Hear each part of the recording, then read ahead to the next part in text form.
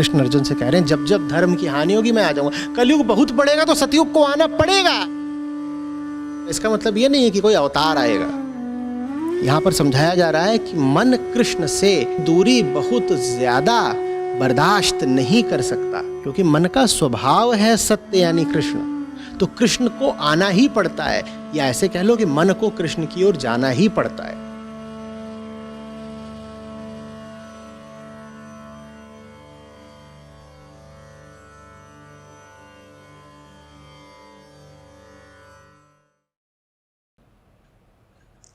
श्रीमद् भगवद गीता तृतीय अध्याय सांख्य योग 31वां श्लोक। तो दो तरीकों से अभी तक अर्जुन को समझाने की चेष्टा करी है श्री कृष्ण ने। पहली बात क्या समझानी चाहिए थी? आत्मा। दूसरी बात क्या समझानी चाहिए थी? अहम वृत्ति, कि वही है जो बार बार जन्म लेती रहती है, मरती रहती है। उन दोनों ही तरीकों से ऐसा प्रतीत हो रहा है अर्जुन समझ पा नहीं रहे हैं। तो अब तीसरी चीज पर आ रहे हैं कृष्ण, और तीसरी चीज कौन सी है? व्यक्तिगत अहंकार, जिसका संबंध आपकी देह से है, आपके वर्तमान जन्म से है, इन चीजों से है। तो अब उस तीसरी चीज की चर्चा इस श्लोक में हो रही है। देखिए श्री कृष्ण ने ऐसा ही करा है।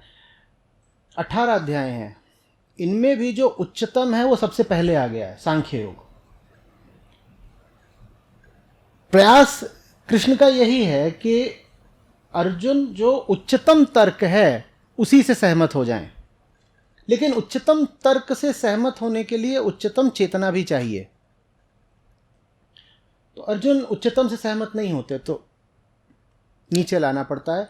नीचे लाते लाते भी जब अर्जुन मानते नहीं हैं तो एकदम ही बात को स्थूल कर देना पड़ता है, विराट रूप दिखा करके।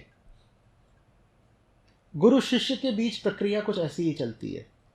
गुरु की कोशिश रहती है कि आप आसानी से और जो श्रेष्ठतम है उसको समझ जाएं।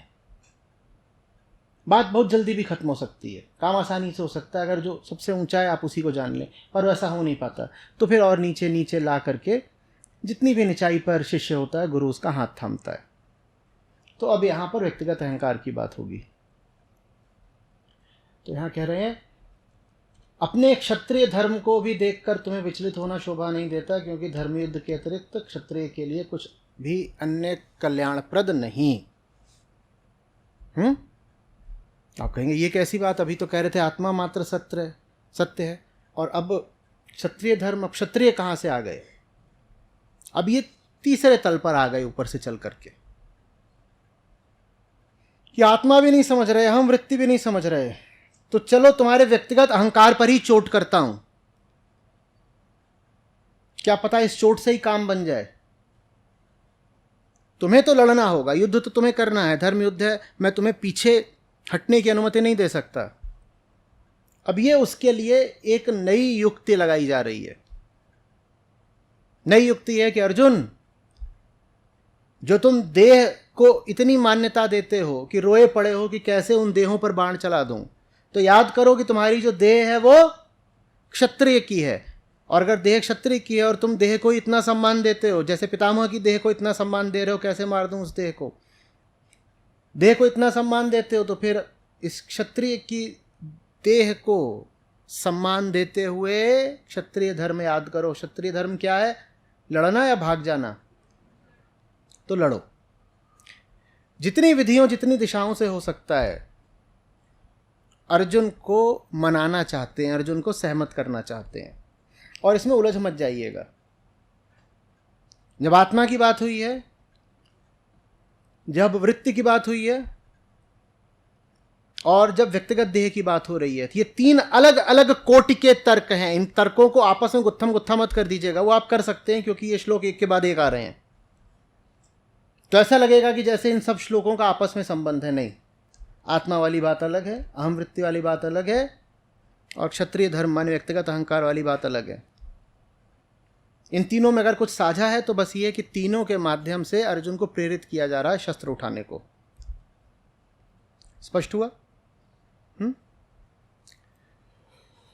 उसी कड़ी में आगे, हे अर्जुन, अपने आप प्राप्त खुले स्वर्ग द्वार की तरह इस प्रकार का धर्मयुद्ध भाग्यवान क्षत्रिय ही प्राप्त करते हैं। ललचाया जा रहा है। खुला हुआ स्वर्ग द्वार है और बड़े सौभाग्यशाली हो तुम। सब क्षत्रियों को भी ऐसा भाग्य नहीं होता। खुला हुआ स्वर्ग द्वार है, बस प्रवेश कर जाओ अर्जुन। और प्रवेश करने के लिए क्या करना? युद्ध। निश्चित रूप से ये उस तल का तर्क तो है ही नहीं जहां से कृष्ण ने शुरुआत करी थी। ऐसा तर्क क्यों देना पड़ रहा है कृष्ण को? ये क्या बात है कि क्षत्रिय को स्वर्ग द्वार मिल जाएगा यदि वो युद्ध करेगा? आपकी आध्यात्मिक बुद्धि आपको बता रही होगी कि इस तर्क में वो ऊंचाई है नहीं, इस तर्क में वो बात ही नहीं है जो कृष्णत्व में होती है। तो फिर कृष्ण ऐसा तर्क क्यों दे रहे हैं? क्योंकि इस तर्क का संबंध कृष्ण से नहीं है, अर्जुन से। अर्जुन को जो समझ में आएगी बात वही तो बोलनी पड़ेगी, समझ में ही नहीं आ रही तो फिर ये भी बोलना पड़ रहा है कि स्वर्ग मिलेगा, स्वर्ग लड़ जाओ, स्वर्ग मिलेगा।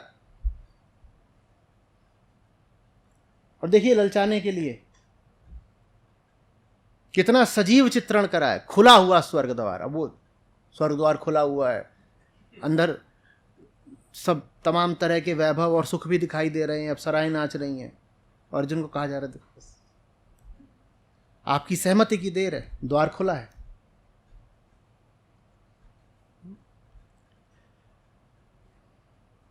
दो चीजें हमेशा साथ साथ चलती हैं। हमने कहा लालच और दूसरी डर। तो लालच को आजमा लिया तो डर पीछे कैसे हो सकता है? और अगर तुम इस धर्म युद्ध से पीछे हटोगे तो धर्म को खोगे, यश को खोगे और पाप प्राप्त करोगे। क्या करें?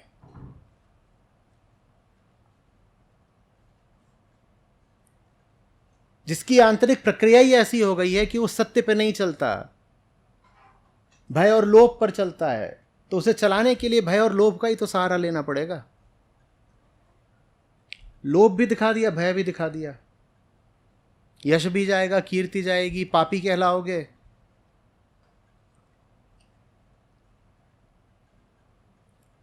अर्जुन का हठ और कृष्ण की व्याकुलता।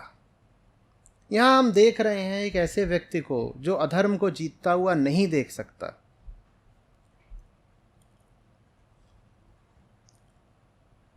आत्मा के प्रतिनिधि हैं कृष्ण निश्चित रूप से, पर यहां तो मानव रूप में ही है ना। उन्हें एक मनुष्य की तरह देखिए, उनसे ज्यादा निकट का संबंध बना पाएंगे, क्योंकि भगवान इत्यादि बोल करके तो आप फिर उनको बहुत दूर का बना देते हैं। भगवान है तो विशिष्ट हैं, ऊंची ऊंची बातें कर ही रहे होंगे। थोड़ा सा ऐसे देखिए कि एक मनुष्य ही है हमारी आपकी तरह, और कितनी तीव्र उत्कंठा है इस मनुष्य में है कि अधर्म जीते नहीं। इन्हें क्या मिलेगा? कुछ नहीं मिलेगा। वो तो स्वयं राजा हैं और उनका राज्य बहुत दूर का है। कहाँ द्वारका, कहाँ हस्तिनापुर, कुरुक्षेत्र, कहाँ थी द्वारका? और ये कहाँ है? यहाँ। और वो समय वहां से यहां 1000 मील आने में ही हफ्ता लग जाता होगा।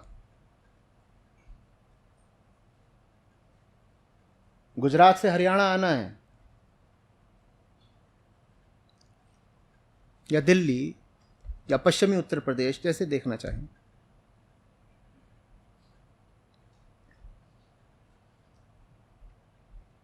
अपना उनका कोई व्यक्तिगत स्वार्थ तो है नहीं,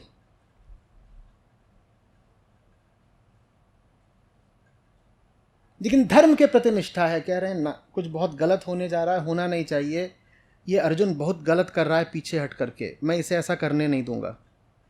जितने उपाय हो सकते हैं सब आजमाऊंगा।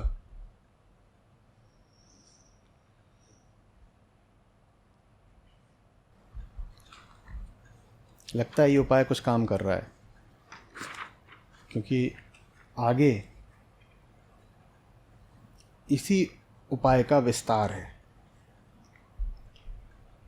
देखो, सब लोग लंबे समय तक तुम्हारी निंदा करेंगे और आदरणीय व्यक्ति के लिए निंदा मृत्यु से भी अधिक कष्टदायक है।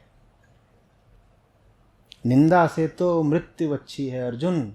सब लोग बुराई करेंगे, सब लोग अभी आध्यात्मिक आदमी के तो लक्षण है नहीं कि वो निंदा से डर जाए। यहां में अर्जुन के बारे में क्या पता चल रहा है? हमें पता चल रही है गुरु की कठिनाई।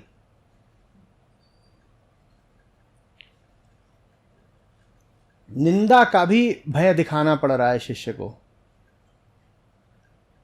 ये नहीं बताना पड़ रहा, इतने भर से काम नहीं चल रहा कि धर्म किधर है अधर्म किधर है। ये भी बताना पड़ रहा है कि यश किधर है निंदा किधर है। जबकि असली शिष्य को यश और निंदा आदि से तो कोई प्रयोजन होना ही नहीं चाहिए। कौन सम्मान देगा, अपमान कहाँ है, क्या लेना देना। हम तो सत्य के साधक हैं। कृष्ण की कठिनाई देखिए, सामने जो है उसके पास सत्य के अलावा और भी सरोकार हैं। वो कोई सत्य का साधक मात्र नहीं है, और भी चीजें हैं जो उसको पकड़े हुए हैं।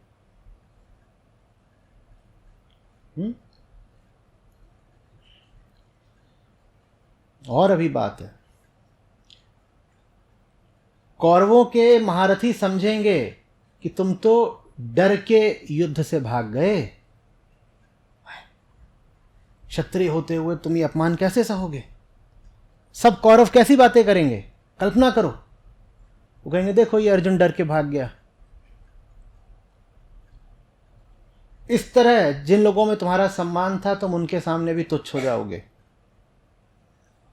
जो कल तक कहते थे अरे गांडीवधारी, अरे श्रेष्ठतम धनुर्धर, उनके सामने भगोड़े कहलाओगे।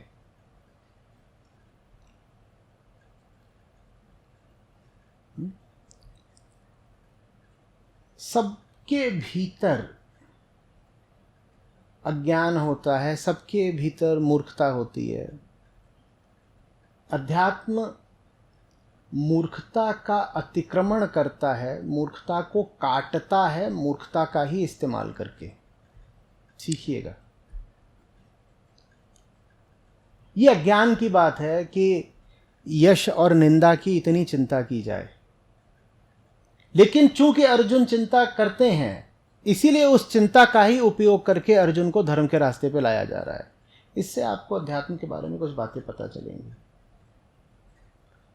अध्यात्म संसार को छोड़ने को नहीं कह सकता, कह सकता ही नहीं है। कहता है संसार का सही इस्तेमाल करो, संसार को ही तोड़ने के लिए।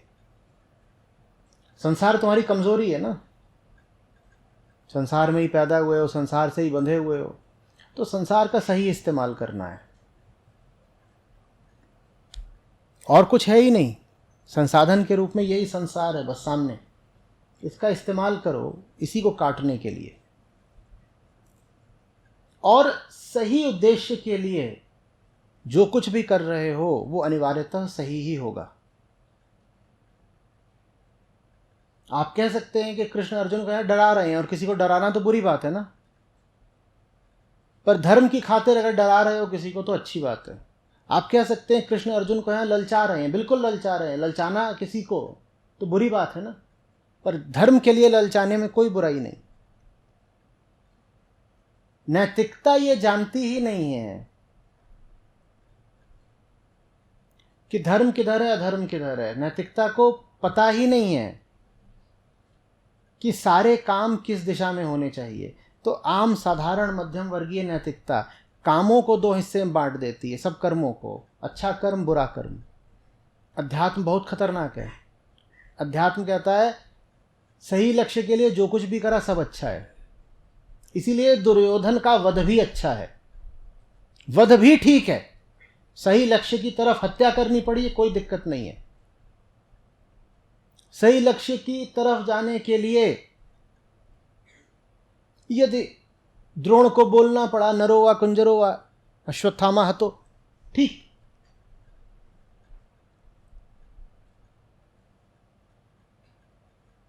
कर्ण के रथ का पहिया फंसा हुआ था, चलाओ, ठीक। लक्ष्य सही है तो सब सही है। एक कर्ण का जीवन धर्म से ज्यादा मूल्य नहीं रखता। भीष्म को मारने के लिए शिखंडी को खड़ा करना पड़ा, ठीक। जयद्रथ को मारने के लिए भी युक्ति का प्रयोग करना पड़ा, ठीक। सब ठीक है यदि आपको पता है कि आपका लक्ष्य ठीक है। नैतिकता उल्टा चलती है, वो कहती है कि कर्म पहले ही बंधे हुए हैं, कुछ काम अच्छे होते हैं, कुछ काम बुरे होते हैं। अध्यात्म कहता है सही लक्ष्य के लिए जो करा वो अच्छा, और अच्छे से अच्छा काम अगर बेकार लक्ष्य के लिए करा तो बुरा। बहुत अंतर है। इसीलिए आध्यात्मिक आदमी बहुत बड़ा खतरा बन जाता है अंधे नैतिकतावादियों के लिए। समझ पा रही? और ज्यादातर जो अच्छे लोग होते हैं तथाकथित, वो नैतिकतावादी ही होते हैं। भले लोग, अच्छे लोग, सुसंस्कृत लोग, ये सब नैतिकतावादी होते हैं। इनके लिए बड़े से बड़ा खतरा होता है आध्यात्मिक आदमी। इसलिए फिर दुनिया भर में ऐसा बहुत हुआ, भारत में नहीं हुआ, बाहर बहुत हुआ कि नैतिक लोगों ने आध्यात्मिक आदमी को बिल्कुल स्वीकार नहीं किया। नैतिक आदमी देखो स्वीकार कर सकता है अनैतिक आदमी को, क्योंकि अनैतिक आदमी की तुलना में वो अपने आप को श्रेष्ठ पाता है। क्योंकि अनैतिक आदमी भी नैतिकता की जो चौखट है उसके भीतर ही काम कर रहा होता है। आप कह सकते हो ये बुरा है, अनैतिक है। अनैतिक आदमी भी ये नहीं बोल रहा होता है कि नैतिक होना बुरा है, वो बस ये कह रहा होता है कि मैं बुरा हूं, मैं मानता हूं मैं बुरा हूं, मैंने चुना है बुरा होना। तो अनैतिक आदमी से नैतिक आदमी को कम खतरा होता है। आध्यात्मिक आदमी कहता है तुम्हारी पूरी नैतिकता ही सड़ी हुई है, तुम अंधे हो, तुम अज्ञानी हो। तो इसलिए नैतिक आदमी एक चोर को माफ कर सकता है, ज्ञानी को माफ नहीं कर सकता। ज्ञानी बहुत बड़ा खतरा होता है आम समाज के लिए। अभी हम कह रहे थे भारत से बाहर क्या हुआ। ये जितनी बातें आप सुनते हैं, चाहे सुकरात की, चाहे जीसस की, अनल हक मंसूर की, अलिल्लाह मंसूर,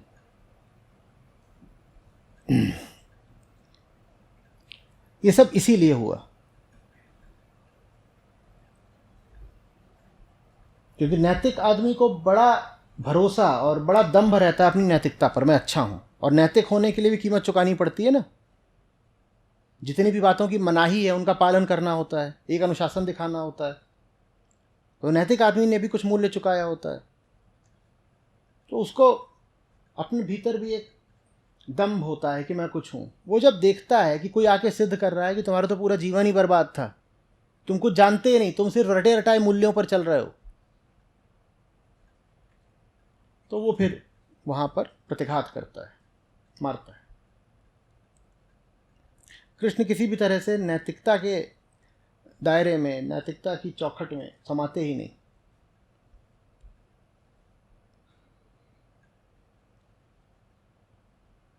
लोगों को बड़ी असुविधा हो जाती है।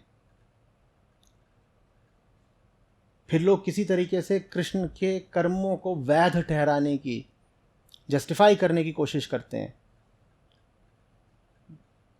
जस्टिफिकेशन कोई ज़रूरत ही नहीं है। हाँ बिल्कुल झूठ बुलवाया कृष्ण ने, हाँ बिल्कुल दुर्योधन को कमर के नीचे मारने का इशारा किया कृष्ण ने, और वो नियमों के विपरीत था, बिल्कुल किया कृष्ण ने, क्योंकि दुर्योधन को मारना जरूरी था।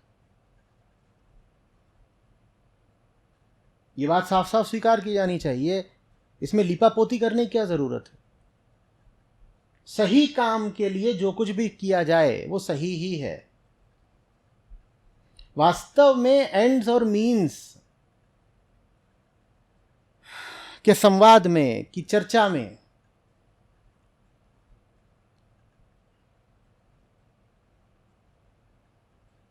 हम चूंकि जान ही नहीं पाते कि एंड ही सब कुछ है। एंड माने जो आखिरी है, जो अंतिम है, जहां मुक्ति है, वही सब कुछ है। तो इसलिए हम मीन्स को लेकर के इतनी बातचीत करते रहते हैं। जिस व्यक्ति ने जान लिया कि वो एंड जो है, जो अंतिम है, जो आखिरी है, जो उच्चतम है, उसका मूल्य क्या है, वो स्वयं जान जाता है कि अब कौन सी युक्तियां, कौन से रास्ते, कौन से संसाधन आजमाने हैं।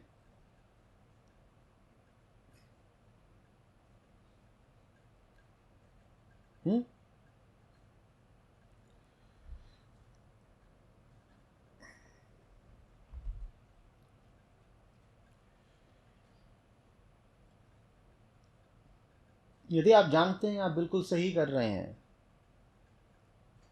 तो नियमों को तोड़ना कहीं से गलत नहीं हो गया आपको, लेकिन गहरी आश्वस्ति होनी चाहिए आप सही कर रहे हैं। आप एक ऐसी रोड पर गाड़ी चला रहे हैं जिस पर लिखा हुआ अधिकतम गति 60 या 80, और आपकी गाड़ी में कोई बैठा है जैसे दिल का दौरा पड़ा है, उसके पास चंद मिनट हैं बस। आपने कोई गुनाह नहीं कर दिया अगर आप 120 पे आ गए तो, और गुनाह करा है आपने, ये बोलने दीजिए राज्य को और कानून को, जब्त कर लें गाड़ी, काट दें चालान, ठीक बात है। चालान कट जाना, गाड़ी का चले जाना किसी की जान बचाने से ऊपर की बात नहीं हो गई।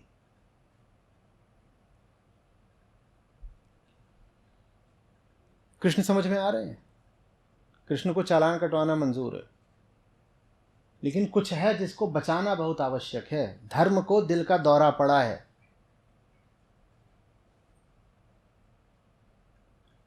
हार गए अगर पांडव तो पूरे भारत के लिए कुछ बहुत बुरा हो जाएगा। उन्हें जिताना जरूरी है, जिताओ।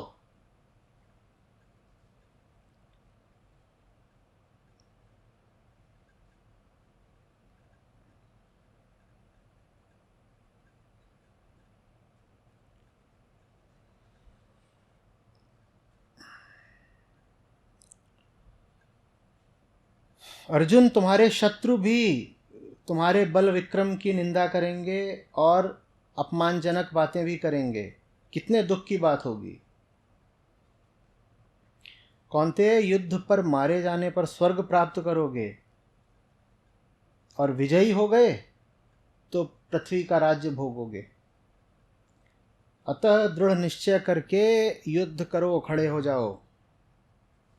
अगले दोनों श्लोक 36वें व 37वें।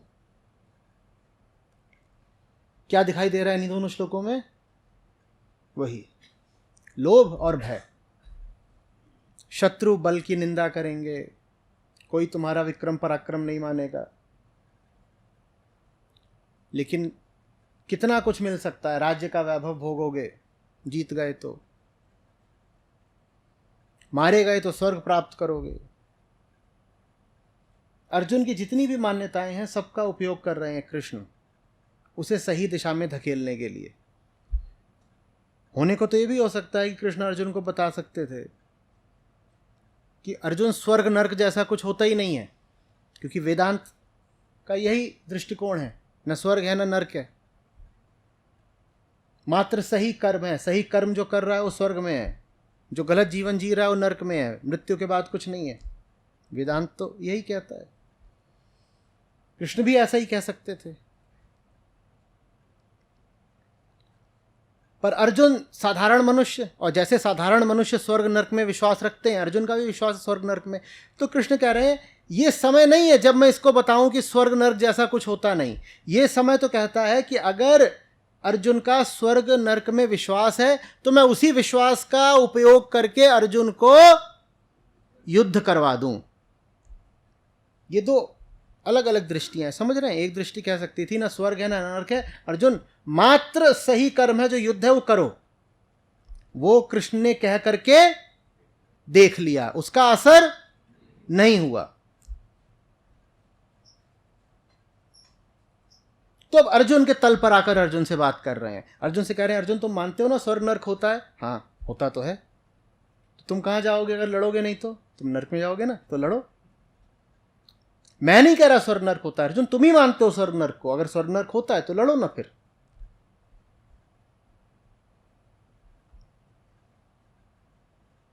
बात स्पष्ट हो रही है? कुछ जो सही है उससे बड़ा कुछ नहीं, न मान, न मर्यादा, न नैतिकता।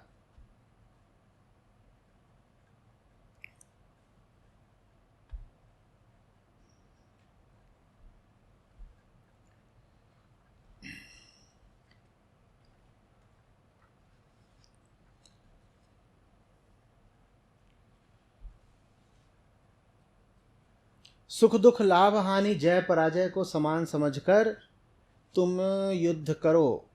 इस प्रकार कर्तव्य कर्म करने से तुम्हें पाप स्पर्श भी नहीं कर सकेगा। अब बात में फिर से थोड़ी ऊंचाई लेने की कोशिश करी। अर्जुन के चेहरे मोहरे हाव भाव को देख करके कृष्ण को प्रतीत हुआ कि अर्जुन के कान कुछ खुल रहे हैं, कुछ सुनने को तैयार हो रहे हैं। अर्जुन जैसे ही सुनने को तैयार हुए, कृष्ण ने अपनी बात का स्तर पुनः बढ़ा दिया, क्योंकि कोशिश तो उनकी यही है, पहला प्रयास उनका यही है कि ऊंची से ऊंची बात करके ही काम हो जाए। तो फिर से बात को थोड़ी सी ऊंचाई दी है यहां पर कि जय पराजय लाभ हानि इनको एक मानकर तुम युद्ध करो। आगे फिर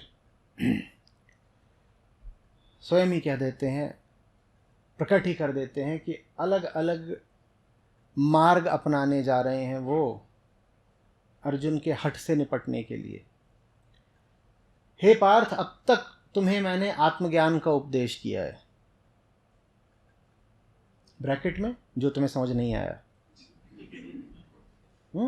वो कहा नहीं उन्होंने, पर छुपी बात है ये। हे पार्थ, अब तक मैंने तुम्हें आत्मज्ञान का उपदेश किया है, अब कर्मयोग का उपदेश देता हूं। समझ गए ना? इसलिए आवश्यक है, समझ ही जाइए। क्या सुनो, यह ज्ञान प्राप्त कर लेने पर तुम धर्माधर्म रूप कर्म के बंधन से मुक्त हो जाओगे। अब कर्मयोग का प्रयोग करके देखते हैं कि बात बनती है या नहीं बनती है।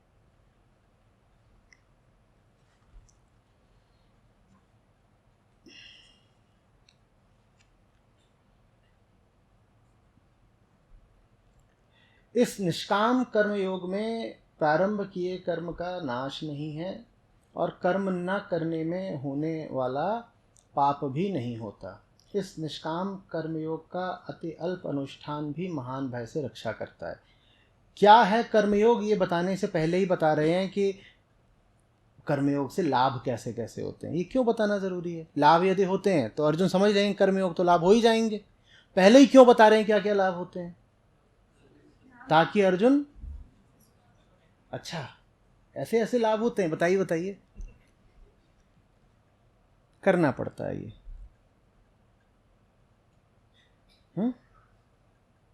अगर 1 घंटे किसी को समझाना है तो पहले 10 मिनट उसे ये समझाना पड़ता है कि अगर वो समझ गया तो उसे लाभ क्या होगा। तो पहले 10 मिनट ये बताओ कि ये जो बात है ज़रूरी क्यों है और क्या क्या इससे फ़ायदे निकलेंगे, फिर बताओ तो वो हाँ अच्छा ठीक है।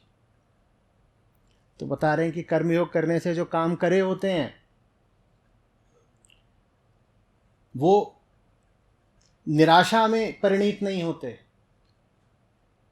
और न ही वो काम जो करने चाहिए थे, लगता था कि करने चाहिए थे पर करे नहीं, उनके न करने से कोई पाप नहीं लगता। माने कर्म संबंधित जितने गुण दोष होते हैं, कर्म संबंधित हम जितनी परेशानियां झेलते हैं, कुछ करना था वो करा नहीं, और जो करा वो उल्टा पड़ गया। ठीक, यही तो परेशानियां होती है ना कर्म की। कह रहे हैं इनका फिर पाप नहीं लगेगा। जो ये कर्मयोग समझ गया उसको कर्म संबंधी फिर पाप नहीं लगते। आगे, हे अर्जुन, इस निष्काम कर्मयोग में सुनिश्चित रूप ज्ञान एक ही है। अब बोल ही दिया, किंतु अज्ञानियों की बुद्धि अनेक शाखाओं प्रशाखाओं में विभक्त तथा अनंत प्रकार की है। देखो, चीज तो अर्जुन एक ही बता रहे हैं, लेकिन अज्ञानियों की बुद्धि 1000 तरीके की होती है, तो उनको 1000 तरीके से बताना पड़ता है। सत्य एक है, लेकिन सुनने वालों की बुद्धि इतने अलग अलग तरीकों की है, तो उसी बात को किसी को ऐसे बताना पड़ेगा, किसी को वैसे बताना पड़ेगा।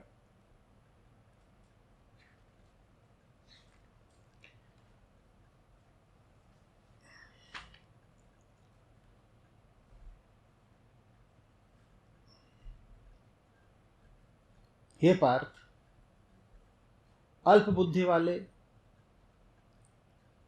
वेदोक्त काम में कर्मों की प्रशंसा करने वाले,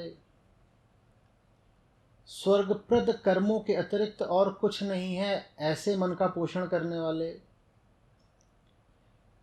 कामना युक्त स्वर्ग लाभ को ही परम पुरुषार्थ मानने वाले, जन्म रूप कर्म फल तथा सुख भोग और ऐश्वर्य प्रदान करने वाली अनेक प्रकार की क्रियाओं के प्रति आसक्त लोग, जो अपने मत की पुष्टि सुनने में सुखकर बातें कहा करते हैं, उनसे भोग और ऐश्वर्य में आसक्त व्यक्तियों का चित्त मोहित हो जाता है। ऐसे लोगों के अंतःकरण में आत्म संबंधी निश्चयात्मक ज्ञान टिक नहीं पाता। कैसे लोगों के बारे में कहा है कि इनका चित्त मोहित हो पाता है और इनके मन में निश्चयात्मक ज्ञान, माने जो निश्चित है, माने जो अंतिम है, जो उच्चतम की बात कर रहा है, ऐसे लोगों के मन में वो अंतिम ज्ञान टिक नहीं पाता। भले ही उनको बता दो, जब बता दिया तो उनके दिमाग में आ जाएगा, पर टिकेगा नहीं, थोड़ी देर में उड़ जाएगा। वो कौन कौन से लोग हैं देख लीजिएगा कहीं आपके आसपास या। पहला अल्प बुद्धि वाले, दूसरा खतरनाक है वेदोक्त काम्य कर्मों की प्रशंसा करने वाले। काम्य कर्म कौन से होते हैं? कर्मकांड, जिनसे कामनाएं पूरी होती हैं। आप जो भी कर्मकांड करते हो इसीलिए होता है ना, ये करो तो ये मिलेगा, ही करो। तो कृष्ण कह रहे हैं वेदों में भी वो सब जो बातें लिखी हुई हैं कर्मकांड वाली, उन बातों की जो लोग प्रशंसा करते हैं, उनको असली ज्ञान समझ में नहीं आता। वो इसी में लगे रह जाते हैं कि फलानी रीति, फलाना रिवाज, शिखा रख लो, जनेऊ डाल लो, फिर ये कर लो, फिर वो कर लो, उससे ये मिल जाएगा, वो मिल जाएगा, उसी में फंसे रह जाते हैं।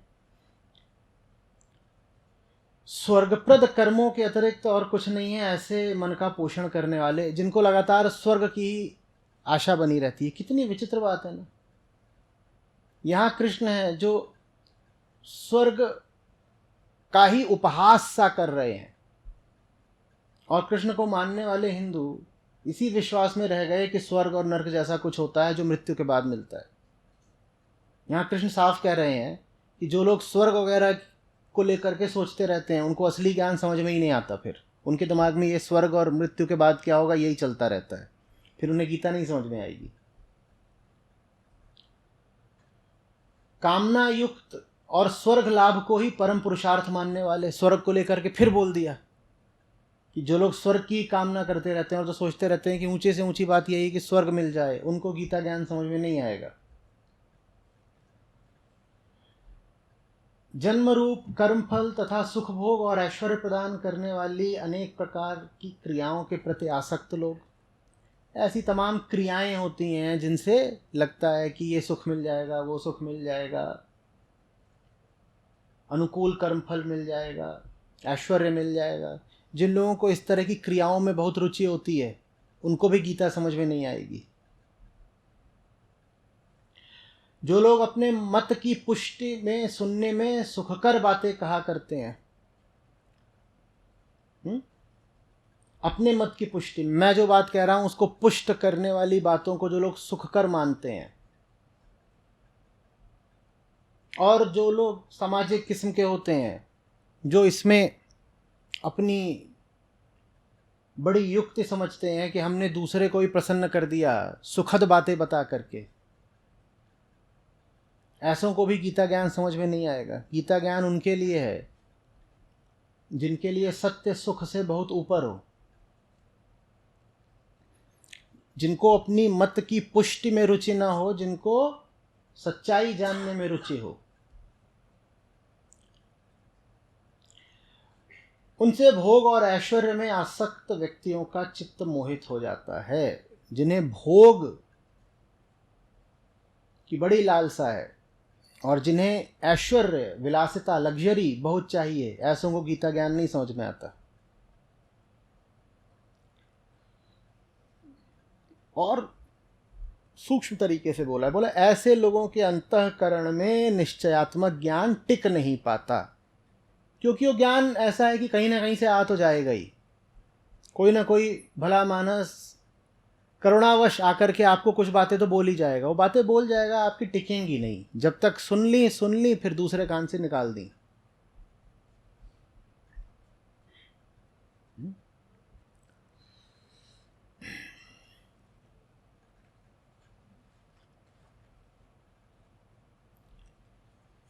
अब आगे विशुद्ध सांख्य योग शुरू होता है, इसको अगले सत्र में लेंगे। आचार्य जी प्रणाम। मेरा प्रश्न ये है कि यहाँ पर जो श्री कृष्ण हैं वो अर्जुन को बहुत अच्छे से मतलब डिटेल में बता रहे हैं, समझा रहे हैं। तो मैं ये प्रश्न अपने लिए पूछ रहा हूँ बेसिकली कि मैं इस काबिल कैसे बनूँ कि मैं अर्जुन जैसा बनूँ।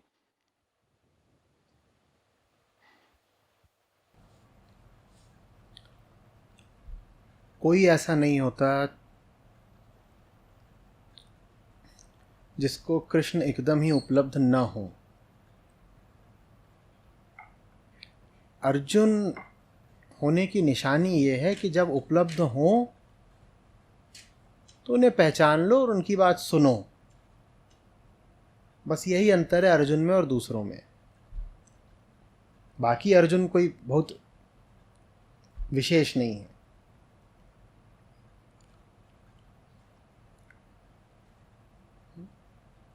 जब हमने अभी तक शुरू से बात करी है तो अर्जुन में हमने क्या विशेषताएं पाई हैं।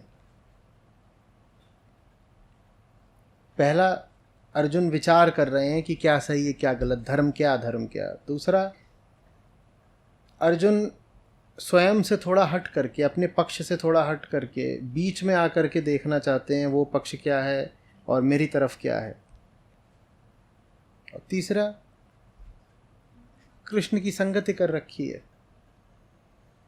इन सब बातों में जो सबसे प्रमुख है वो है कृष्ण की संगति। जो कृष्ण की संगति पकड़ ले, कितना भी कष्ट मिल रहा हो, भले ही वो ये बोल रहे हो कि जिस चीज़ से तुम सबसे ज़्यादा मोहित हो उसी को काट दो, पर संगति छोड़े नहीं। यही अर्जुन होने का अर्थ है और कुछ नहीं।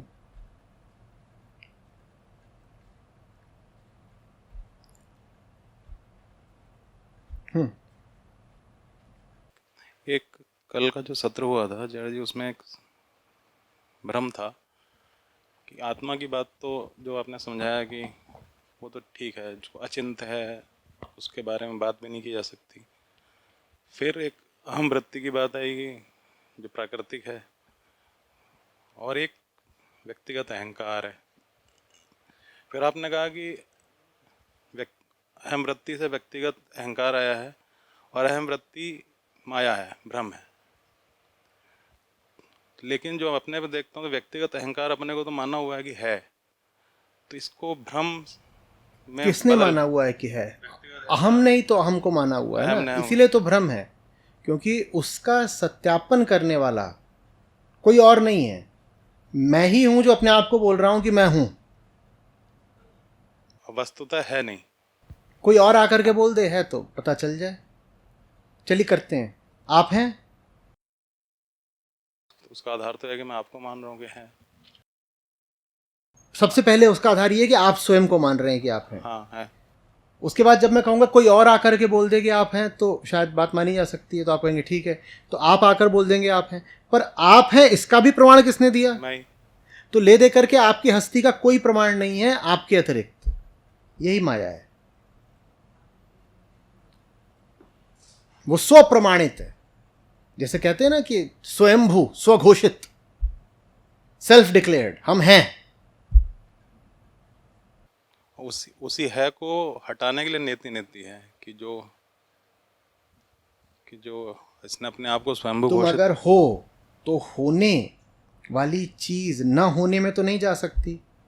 जो है उसकी पहचान ये है कि वो रहेगी। तुम अगर हो तो अगले ही पल न होने में कैसे घुस जाते हो? तुम अगर हो तो अगले ही पल बदल कैसे जाते हो? आप कभी ये भी नहीं कहते हैं मैं हूं, आप हमेशा कहते हैं मैं ऐसा हूं। वृत्ति कहती है मैं हूं। अहंकार क्या कहता है? मैं अच्छा हूं, मैं अभी खुश हूं, मैं अमीर हूं, ये सब। और आप अभी जो भी हैं, आप अभी प्रसन्न हैं, अगले ही पल क्या हो जाते हैं? तो बदल कैसे गए? अगर तुम हो, बदल कैसे गए?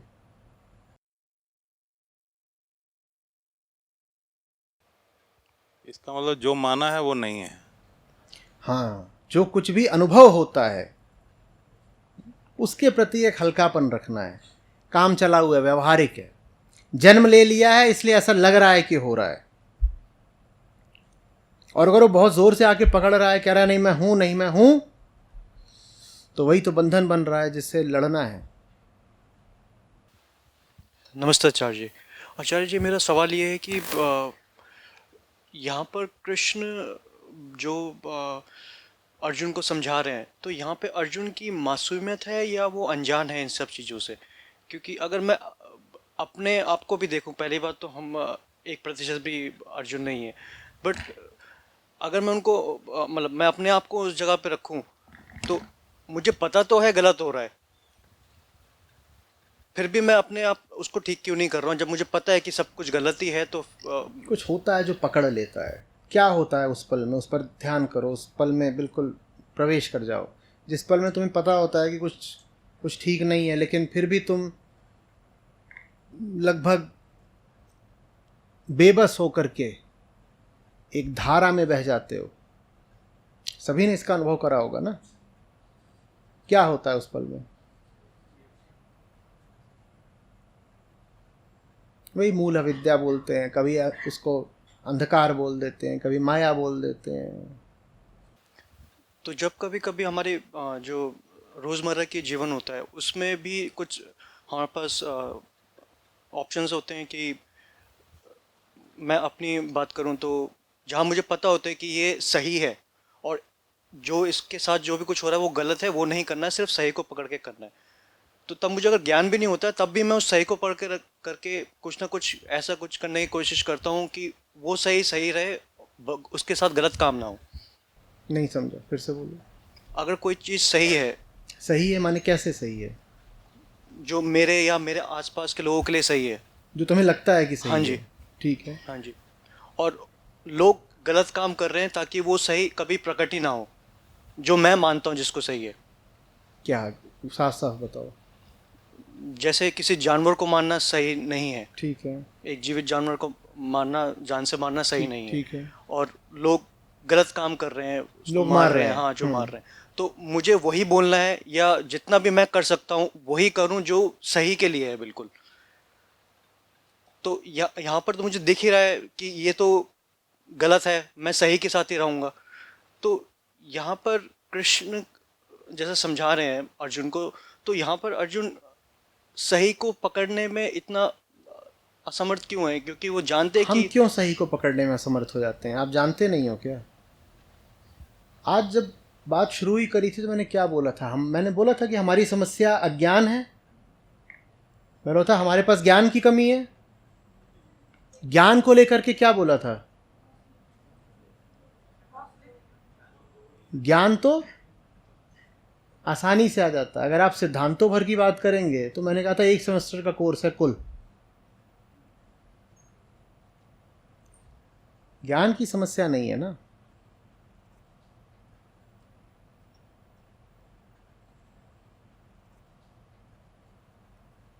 प्यार की समस्या है। सिर्फ वही है जो शुद्ध रख सकता है।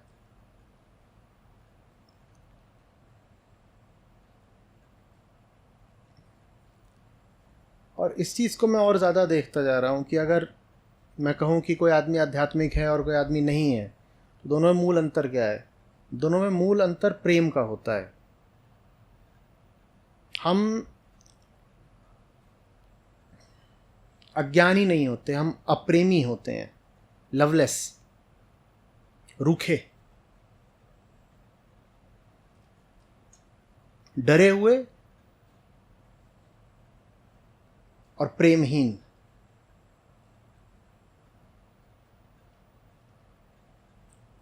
ताकत भी प्रेम से आती है, साहस भी प्रेम से आता है।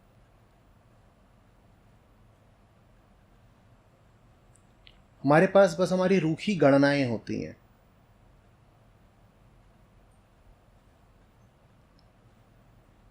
और ज्ञान एकदम नहीं काम आता है अगर आदमी रूखा है तो।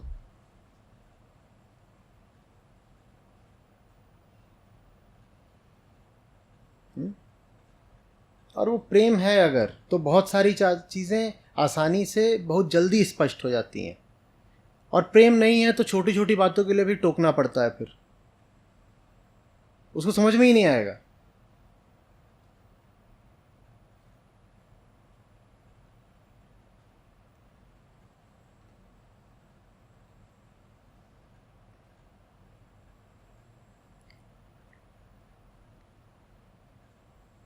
प्रेम क्या होता है? प्रेम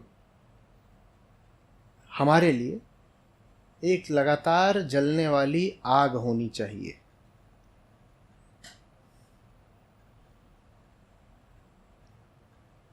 जो आपकी जिंदगी की सबसे महत्वपूर्ण चीज हो, वो आग जल रही है, वही आपको ऊर्जा दे रही है और वही आपको खाए जा रही है।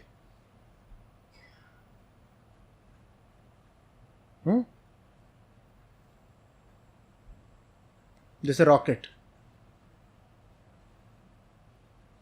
जो आग रॉकेट को ऊपर उठाती है वही उसको खा भी रही है, उसको छोटा करती जा रही है, छोटा करती जा रही है, उसकी कमी रहती है।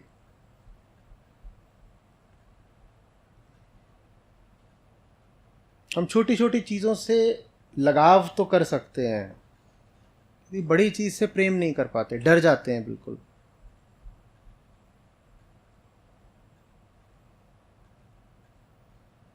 हमें सबने समझा दिया है ना, हम छोटे हैं, और हम छोटे हैं तो किसी बड़े से प्यार कैसे कर सकते हैं?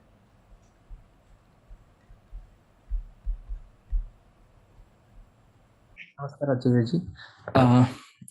सबसे पहले तो आपको धन्यवाद कि आपको सुन सुन के वीगनिज्म फॉलो कर रहे हैं हम लोग, और पिछले 3 साल से वीगनिज्म फॉलो कर रहे हैं, तो उसके लिए शुक्रिया। मेरा प्रश्न कल का जो सत्र हुआ है उसके ऊपर है। कल आपने समझाया अहम वृत्ति और व्यक्तिगत अहंकार के बारे में।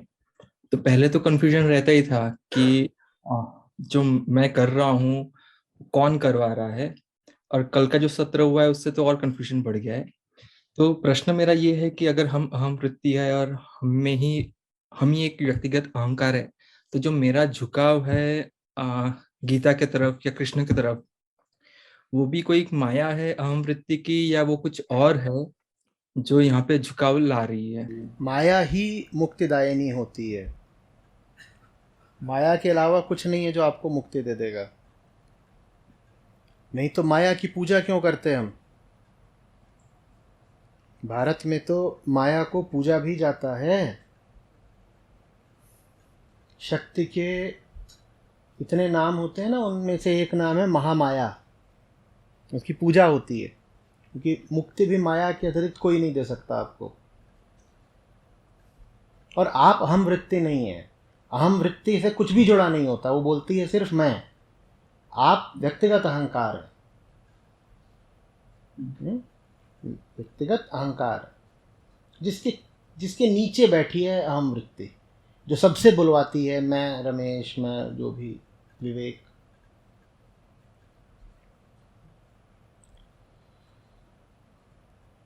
सत्य से प्रेम भी अहम ही करेगा,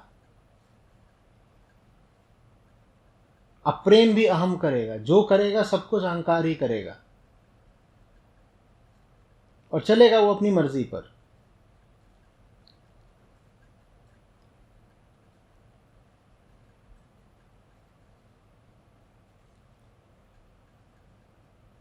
तो इसमें अगर अहम ही सब कर रहा है, तो इसमें हमारा क्या योगदान कर सकते हैं हम हमारी तरफ से सत्य की तरफ जाने के लिए? समझ में ही नहीं आती ना हमको बात। हम क्या कर सकते हैं? आप कौन है? हाँ, अगर अहम सब कुछ कर सकता है तो मैं क्या कर सकता हूँ? ये ऐसी सी बात है कि विवेक कहें अगर विवेक सब कुछ कर रहा है तो मैं क्या करूँ? जैसे विवेक और आप अलग अलग हो, आप ही तो अहम हैं।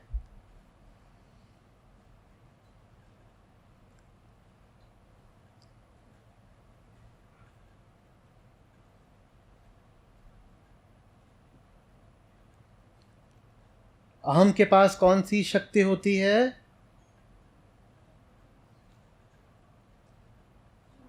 कौन सी?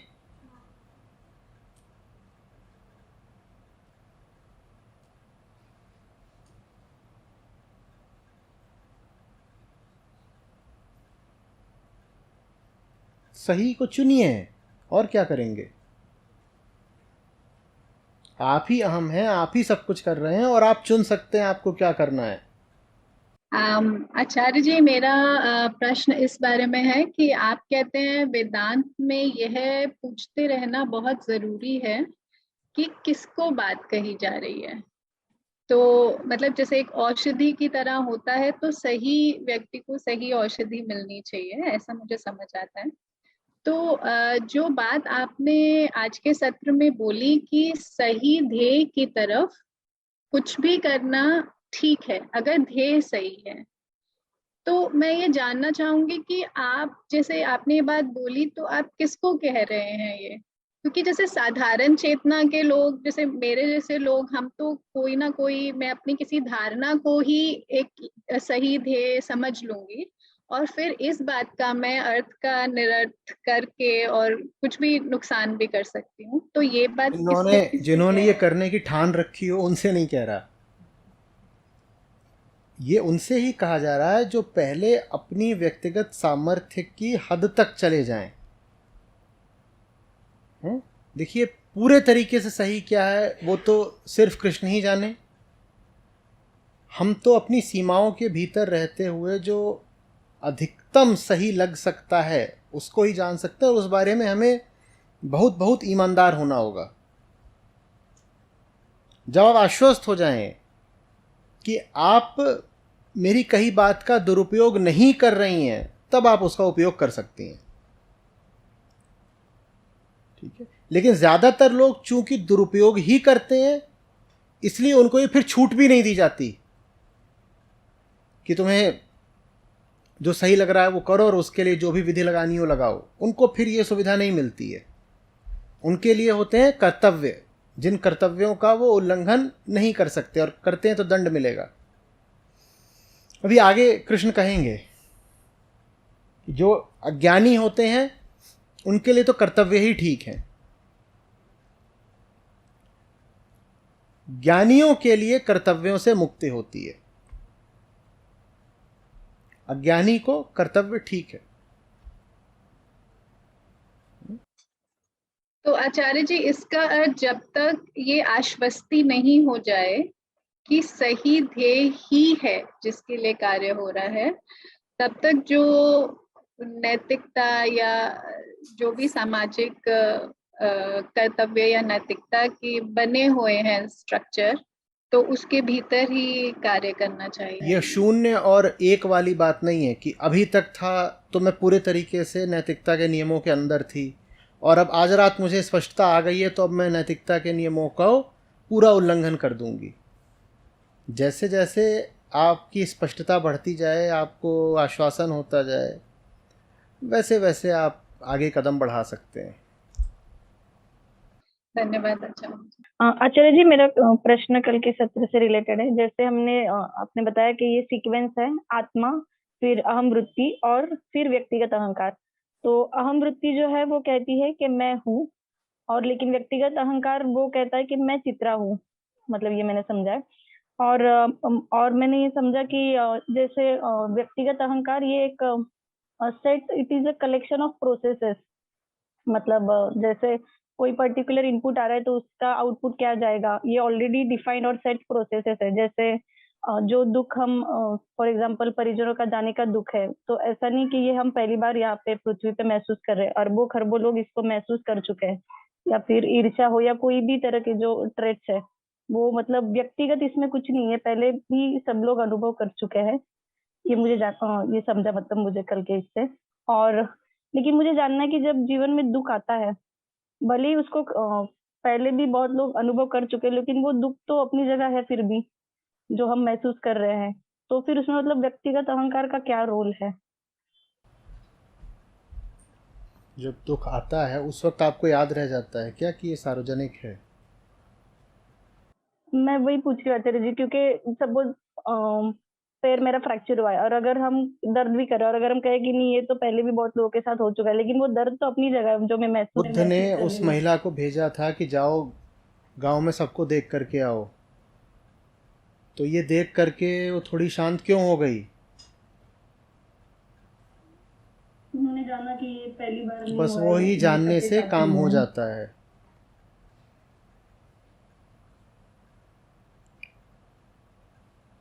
तो मतलब हम उससे किनारा कर सकते हैं, थोड़ी जान शांति अनुभव कर सकते हैं। जान सकते हैं, वो जानने से अंतर पड़ता है। ओके। और आचार्य जी एक और क्वेश्चन था, मैंने सुना था मतलब आपसे कि यहाँ पे जो लोग है और जो जगह है, स्थान है, वो मायावी है। तो मुझे जानना था कि जो जिस तल पे होता है वो उसी तल का अनुभव करता है, तो जो जान रहा है क्या वो भी मायावी है? क्या बोल रहे हैं? मतलब आचार्य जी मैंने ये सेंटेंस सुना था आपके लेक्चर में ही कि जो यहाँ पे जो जगह और जो लोग दिखाई पड़ते हैं वो सब मायावी है।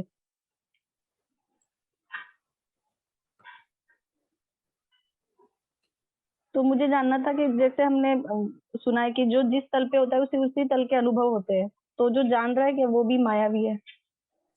सब माया ही माया है बेटा। और आचार्य जी मतलब जो सीरियल हम अभी तक देखते आए उसमें तो अभी तक मायावी के आगे सिर्फ एक ही शब्द सुना था, मायावी राक्षस। तो अभी ये नया सुनने को मिला कि सभी मायावी है। थोड़ा सा दंतवाणी सुन लो, थोड़ा उपनिषदों के पास चले जाओ, खुल करके बोलते हैं कि तुम्हारे भगवान, ईश्वर, देवी, देवता, सूरज, चांद, नदी, पहाड़ सब एक ही कोटि के हैं। मायावी कोई बस मायावी से क्या मतलब? मायावी राक्षस माने क्या होता है? वो थोड़ी देर में झिंगुर बन जाएगा। अभी हाथी था फिर झिंगुर बन गया, यही माया होती है। जो कुछ भी प्रतीत हो रहा है वो माया है। हाथी प्रतीत हो रहा है तो माया है, झिंगुर प्रतीत हो रहा है तो माया है। माया इसमें नहीं है कि हाथी झिंगुर बन गया, माया इसमें है कि हाथी हाथी है, यही माया है। जैसा आपने कहा था कि जो बात बताई ज्ञान है वो तो रुकता नहीं है, तो जैसे जब सत्र के बाद अवलोकन के लिए बोला जाता है तो उसमें मतलब मुझे समझ नहीं आता मतलब क्या भेजूं। याद नहीं रखना होता है। जीवन में जैसे देखूं तो वो काम आ रहा होता है मेरे, जैसे उपनिषद जो 1 साल पहले पढ़ा अब दोबारा पढ़ूं तो उसमें ज़मीन आसमान का फ़र्क हो। पर्याप्त। कुछ बातें होंगी जो अपने आप स्मृति में बैठ जाएंगी, ठीक है। बाकी खेल याद रखने का नहीं है, खेल याद न रखने का भी नहीं है। कुछ याद रह गया अच्छी बात है, कुछ याद नहीं रह गया कोई बात नहीं, ठीक है। याद रह गया तो वो कोई अपराध नहीं हो गया कि कहो अब याद क्यों रह गया, रह गया तो रह गया। असली चीज़ दूसरी है, असली चीज़ है ध्यान। ध्यान से सुनो और निष्ठा होनी चाहिए कि जीवन में उतारना है। प्रणाम आचार्य जी। मैंने कुछ पढ़ा था तो मुझे उसका अर्थ समझना था। लिखा था कि आत्मा त्रिकालाबद्ध है, तो त्रिकालाबद्ध का मतलब मुझे समझ नहीं आया था। और अगर आत्मा त्रिकालाबद्ध है तो क्या संसार त्रिकालबद्ध है, और इस बात का मतलब क्या हुआ?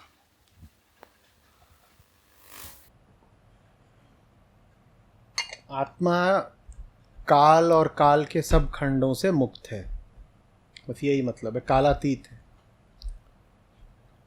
भूत भविष्य वर्तमान इन सब से आगे है आत्मा। समय माने जितना परिवर्तन होता रहता है, आत्मा का उससे कोई लेना देना नहीं, वो सब प्रकृति के दायरे में आता है। आत्मा त्रिकालातीत और त्रिगुणातीत है, ठीक है। ने अपनी उसमें बताया है, जैसे जितना समझ पाए हम लोग, कि अपने बंधन काटने के लिए ज्ञान की ज़रूरत होती है। तो जैसे अभी हम लोग श्लोक संख्या 43-44 में देख रहे थे कि श्री कृष्ण बता रहे थे कि जो सुख की कामना रखने वाला या फिर कर्म कांडों में उलझा हुआ है या स्वर्ग के स्वप्नों में उलझा हुआ है, उसके लिए ये भगवत गीता उसको ये समझ नहीं आ सकती या टिक नहीं सकती उसके लिए। और दूसरी तरफ आपने ये बताया कि बिना समझे इन चीज़ों से मुक्ति भी नहीं पाई जा सकती। तो इन दोनों के संबंध में जब एक चीज़ को कोई समझ नहीं पा रहा तो वो मुक्त कैसे होगा, और दूसरी तरफ वो 43-44 में क्लियर कर दे रहे हैं कि उसके लिए वो टिक ही नहीं सकता। तो ये दोनों जब बातें, गीता अंदर आती है तो गीता भी अंदर है और आपकी पुरानी चीज़ें भी अंदर हैं। अब आपको चुनाव करना होता है कि क्या टिकेगा अंदर, क्योंकि दोनों एक साथ नहीं टिक सकते। जब कृष्ण कह रहे हैं कि गीता ऐसों के मन में टिक नहीं पाती, तो इसलिए कह रहे हैं क्योंकि ऐसे लोग आमतौर पर यही चुनाव करते हैं कि जो पुरानी चीज़ है उसको टिकाए रखना है, पुरानी चीज़ टिकाए रखोगे तो गीता ज्ञान नहीं टिकेगा।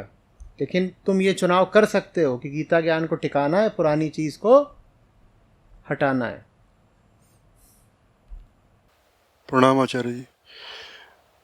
अभी इसमें यही आया जो प्रश्न भी पूछा गया था कि वो टिकती नहीं है, तो हम अपनी शार्पनेस कैसे बढ़ाएं कि जो है, जो उसके टिकने में जो बाधा है वो सब हट जाए। और चाहते तो सबको ही है कि गीता मिल रही है, सत्र में आए हैं तो वो मतलब वो टिके। फिर कहाँ चूक हो जाती है, वो पात्रता कैसे तैयार हो कि वो कि जो ऐसी चीज़ें अंदर हैं हम उन्हें पकड़ पाए और उनके खिलाफ दृढ़ होके वो निर्णय ले सके। क्योंकि चुनाव तो ये है ही कि गीता को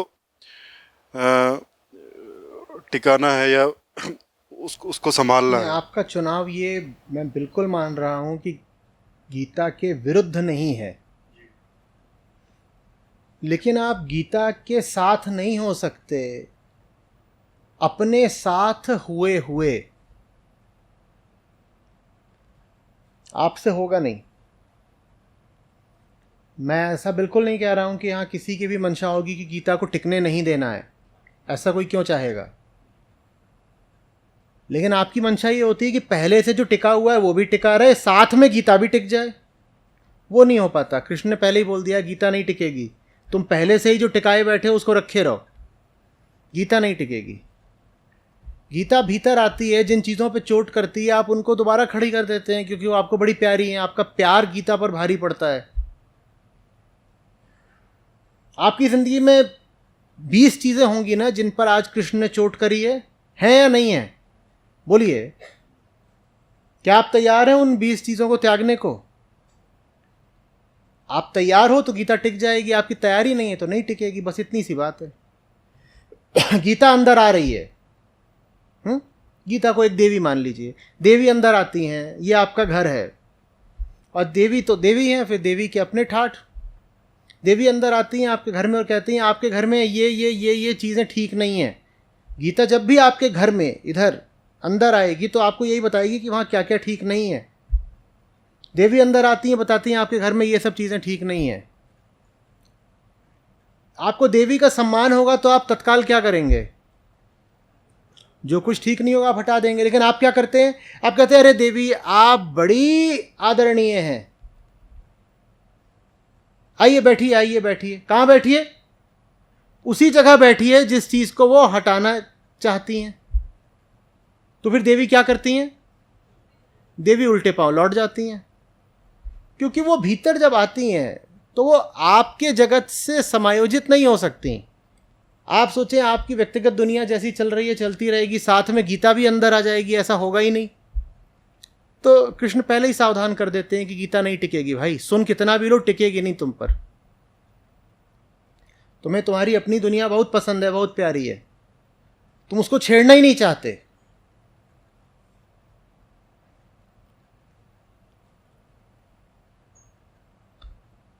छेड़ना है कि नहीं छेड़ना है तो आपका चुनाव है। हाँ, चुनाव का परिणाम क्या होगा ये कृष्ण ने अग्रिम बता दिया। सर, इसकी पहचान के लिए हमें क्या करना चाहिए कि क्या चीज़ जो है गीता के टिकने में बाधा है उसको हम पहचानेंगे कैसे? कि ये तो गए ही ना। अभी मैंने पूछा कि 20 चीज़ें गीता ने आज बता दी कि नहीं बता दी, तो आप सहमत थे ना? पहचान की माने ज्ञान की कमी नहीं है। नियत हो ना कि जो पहचान लिया है अब उसको विदा भी तो करेंगे। आपने नहीं पहचान लिया। उन्होंने क्या क्या बोला? उन्होंने बोला जो लोग मोह में फंसे हुए हैं, जो इस चीज़ से आ सकते हैं, जो उससे आ सकते हैं। अब पहचानना क्या? साफ साफ तो बता दिया उन्होंने। लेकिन जो उन्होंने बताया वो तो कार्यान्वित तो आपको करना है।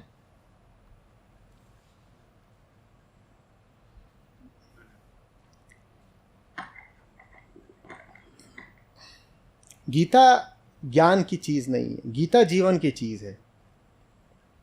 या तो वो जीवन में उतरेगी, नहीं तो फिर वो ज्ञान की तरह मन में भी नहीं बैठेगी। या तो वो आप में आएगी तो आप पर पूरा नियंत्रण कर लेगी। गीता देवी आपको पूरी तरह वशीभूत कर लेंगी। या तो पूरा कब्जा होगा उनका, नहीं तो वो अपमान मानकर पूरी ही वापस चली जाएंगी। आप ये नहीं कर सकते कि जिंदगी तो मेरी पहले की तरह एक साधारण औसत मध्यम वर्गीय जिंदगी चलती भी रहेगी और साथ ही साथ मैं गीता भी रख लूंगा मन में। ये दो साथ साथ नहीं चल सकते।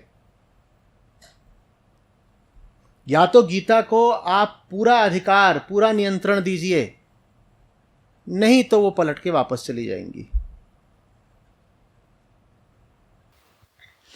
प्रणाम आचार्य जी।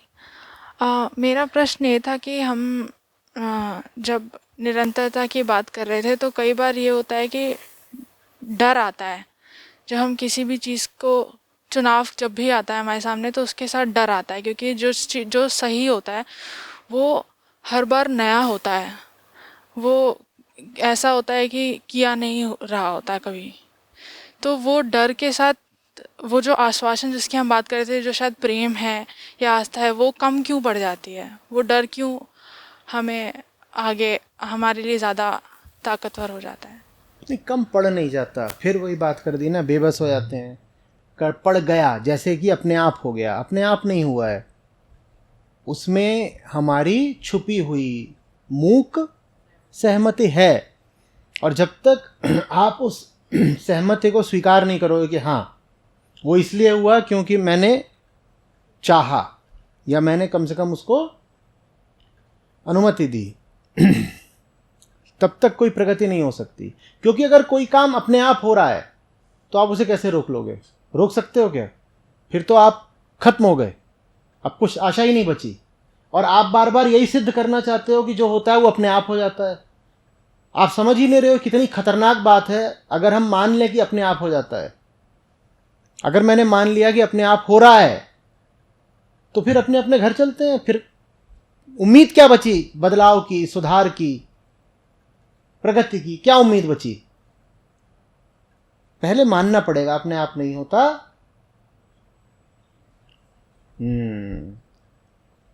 हमारे चाहने से होता है, हमारे द्वारा अनुमत होता है।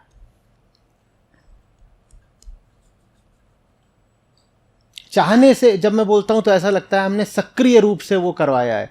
चलो सक्रिय रूप से मत मानो, पर निष्क्रिय रूप से तो हमने कराया ही है।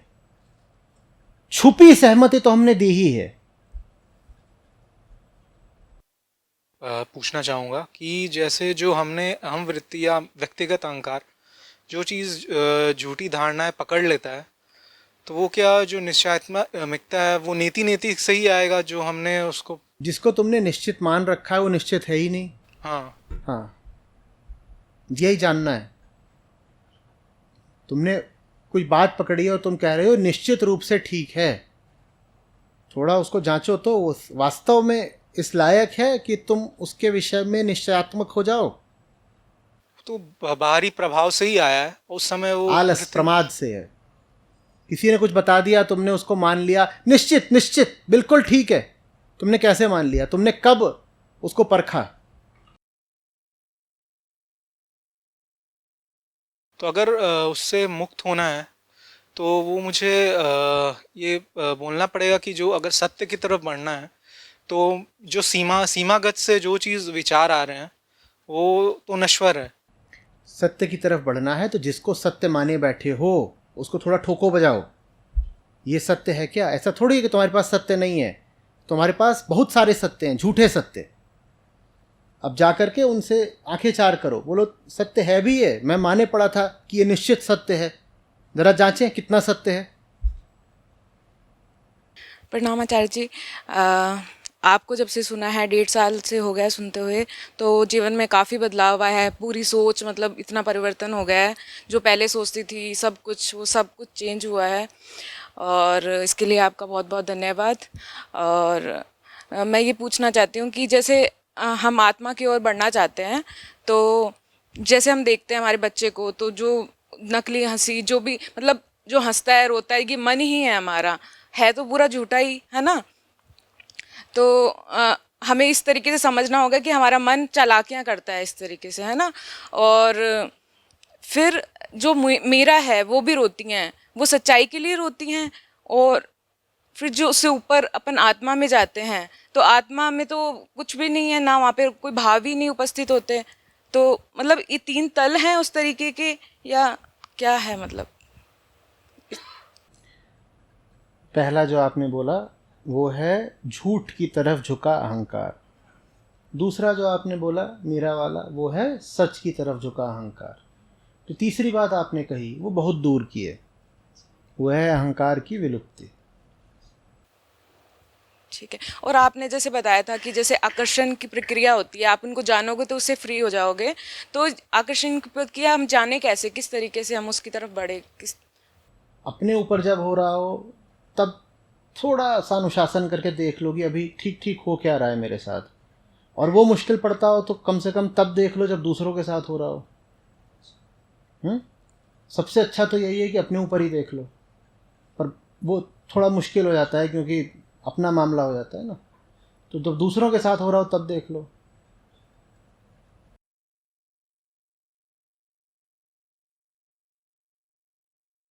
प्रणाम आचार्य जी। आचार्य जी, मुझे एक बात याद आई, जैसे जब हम कॉलेज में थे, तैयारी कर रहे थे किसी चीज़ की, बहुत मतलब पढ़ाई करते थे एकदम मन लगा के, स्वार्थ ही था उसके पीछे, ऐसा नहीं है कि पैसा कमाना है कुछ भी है। लेकिन वो चीज़ जो वो एक प्रेम होता है या जो भी मतलब था उस समय, एक जज्बा था कि ये निकालना है, ये करना है, वैसा कुछ मैं यहाँ मतलब क्यों नहीं महसूस कर पा रही हूँ कि मुझे हाँ गीता को जीवन में इतना एक वो चीज़, एक भयंकर वाली चीज़ नहीं मतलब हो पाता। क्यों मुझे ऐसा नहीं लगता कि एकदम दुख है जीवन में। अब जैसे सांसारिक दुख है, थोड़े दिन के लिए आता है, थोड़े दिन चला भी जाता है। तो अभी जब चला जाता है तो बड़ा रिलैक्स हो जाता है कि हाँ ठीक है। अब वो चीज़ नहीं मुझे, मतलब मैं एक्चुअली वही चीज़ चाहती हूँ कि एकदम जैसे किया था उस समय वैसा ही बिल्कुल गीता को उतारने के लिए एकदम जुटना मतलब नहीं हो पा रहा है एकदम। यूपीएससी में कंपलसरी हो जाए तो पढ़ेंगे, प्लेसमेंट के समय एचआर वाले पूछने लगें तो पढ़ेंगे। कौन सा स्कूल कॉलेज में आपने इसलिए पढ़ा क्योंकि आप निष्काम भाव से ज्ञान अर्जित करना चाहते थे। पता था कि उस ज्ञान का एक काम में परिणाम मिलना है, बढ़िया वाला, नंबर मिलेंगे, डिग्री मिलेगी, फिर नौकरी मिलेगी, सम्मान भी मिलता है, तो इसलिए पढ़ लेते थे। अभी जो हमारा पूरा सामाजिक ढांचा है वो इसको पढ़ने पर कम से कम कोई भौतिक सुख तो नहीं देता। थोड़ा बहुत सम्मान हो सकता है मिल जाए, आप जाके इधर उधर श्लोक सुना दें तो लोग, उससे अधिक कुछ मिलता नहीं है और कठिन भी लगता है। और चुभता भी तो है, लाभ कम है, कठिनाई और चुभन ज़्यादा है, तो मन नहीं करता इसकी ओर जाने का। फिर वो उतना प्रेम मतलब जगाना भी है, ये तो पता है कि ये सही है, यही करना है, लेकिन वो बड़ा वाला लेकिन प्रेम। उसके बाद मत बोला करिए, प्रेम है, सही है, यही करना है, रुक गए, अब बस करना है तो करना है। लेकिन क्या है, लेकिन का दूसरा नाम क्या होता है? बेईमानी। अपनी भाषा से लेकिन हटा दीजिए, लेकिन बोलने का जब भी मन करे तो उसके लिए बोला करिए बेईमानी। ठीक है, कंट्रोल F, लेकिन रिप्लेस विथ बेईमानी। जैसे हल्का भी अगर मतलब जैसे पढ़ने से या सुनने से शांति तो मिलती ही है, तो जब मिलती है तो रिलैक्स हो जाते हैं जी, मतलब। इतना ही चाहिए था। लेकिन ये तो अब पता है रिलैक्स कि हो गए, अब जल्दी से दूसरे काम कर लेना। वो आपको जो शांति चाहिए होती है वो इसलिए थोड़ी चाहिए कि आप और सत्य की ओर बढ़ सकें। बहुत लोग जाते हैं आध्यात्मिक सभाओं में, मंदिरों में, और ये सब भी ध्यान वगैरह भी करते हैं, उससे थोड़ी बहुत तो शांति मिल ही जाती है। वो शांति उनको क्यों चाहिए होती है? ताकि अब जा कर के दुकान में, ऑफिस में और तगड़ा वाला घपला करेंगे। खूब शांत हो गए हैं, अब बंदूक चलाएंगे तो निशाना और ज़बरदस्त लगेगा। तो आम शांति का तो ऐसे ही दुरुपयोग होता है। तभी तो बोल रहा था कि शांत कम हो।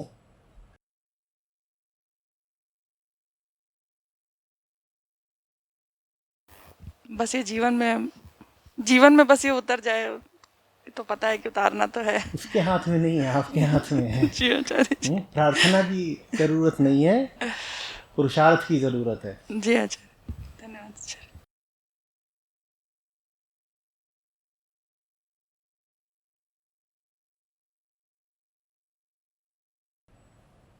यहाँ से बल का संदेश लेकर जाइए।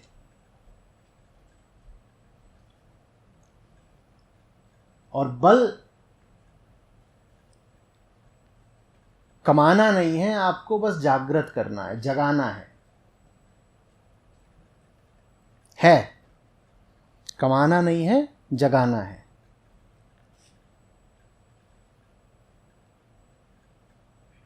ज्ञान भी आपको यही बताने के लिए है कि जगाना है। आत्मा बाहर से पाने वाली चीज नहीं है।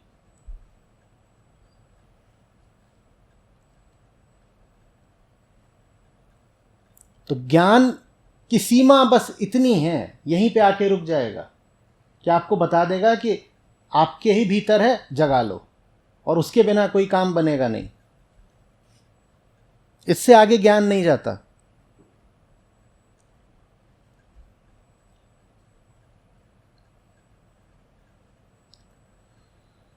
कुछ भी अगर आपको कठिन, बड़ा, खौफनाक, डरावना लग रहा हो, वो सिर्फ इसलिए है क्योंकि आप अपने आप को छोटा बनाए हुए हैं उसकी तुलना में।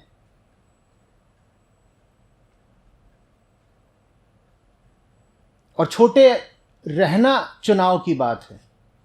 आप तब तक छोटे रहेंगे जब तक अपने को छोटा, दूसरे को बड़ा मानते रहेंगे।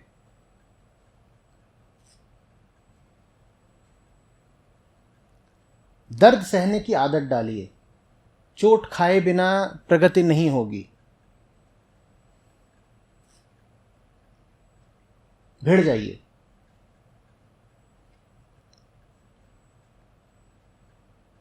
एक बार को लगेगा प्राण निकल गए, बिल्कुल, पर फिर धीरे धीरे समझ में आएगा कि फायदा हुआ है, ताकत बढ़ी है, अब और जोर से भिड़ सकते हैं।